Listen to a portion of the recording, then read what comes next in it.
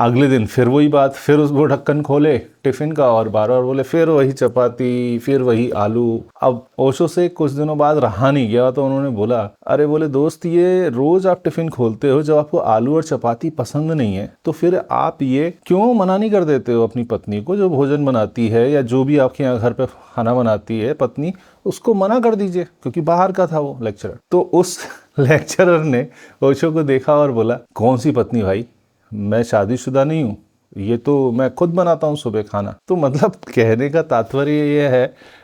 हास्यास्पद है, लेकिन एक लाइटर नोट पे मैं समझाना चाहता था, हम जो कर्म जानबूझ के अपनी अपेक्षाओं की वजह से, अपनी आकांक्षाओं की वजह से करते हैं कि हाँ यार मुझे किक मिल रही है, मुझे मज़ा आ रहा है, मुझे ये काम करना ही करना है, हम वो करते हैं वशीभूत होके, अपनी इच्छाओं से, अपनी इंद्रियों से वशीभूत होकर जो कार्य करते हैं, और कालांतर में वो कार्य घूम के हमारे सामने खड़े हो जाते हैं कि भैया जो तुमने बीज रोपा था उसकी समस्या अब ये खड़ी हुई है, वो तुमने खुद पैदा किया था अपनी इच्छाओं की वजह से, अपनी उत्कंठाओं की वजह से, जो परेशानी आपने क्रिएट की थी, अब वो आपके सामने खड़ी है। लेकिन हम उसे छुटला देना चाहते हैं, हम सर पकड़ के वही उसी की तरह कि यार फिर से ये समस्या खड़ी हो गई, फिर वही चपाती, फिर वही आलू। तो बहुत समस्याओं को निपटाने का सबसे सरल तरीका है कि पहले तो हम ये मान लें कि ये हम लोगों ने ही परेशानी खड़ी की है, इसके निर्माता हम स्वयं हैं, अपने दुखों के निर्माता हम स्वयं हैं। तो जाके वो परेशानियां सॉल्व होंगी। हमें मानना पड़ेगा, हमें स्वीकारना पड़ेगा कि हमारी गलतियों का परिणाम ही हम भुगत रहे हैं भविष्य। तो भाई